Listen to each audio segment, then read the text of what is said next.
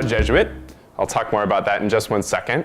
And after our philosophy studies, and before our theology studies, which is what I'm doing right now, Jesuits typically teach at a university like Sam, or oftentimes at a Jesuit high school. How many Jesuit high school grads are there here? All right, there are a few. Excellent. So that would have been really great if I did that somewhere in the Midwest, which is where I'm from. But this desire to, again, break out of my normal everyday experience continued to pop up. And just as I had tasted what that mind and heart expansion was like when I was in college, I wanted more of it. I felt a desire to go out of myself and then to receive so much more from the people I encountered. And so I asked to go back to East Africa.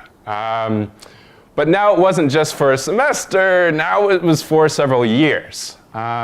Additionally, it was at a time when, not a whole bunch of friends were also going abroad to different parts of the country, but now was the time when my brother was getting married, my other brother had his first child, my best friend from college got married, and I missed everything, okay? I missed everything. I didn't come back to the country at all for a few years. So it was a risk. And yet I sort of knew going into it, and then I very much experienced it during and after, that it was so much, it was worth it.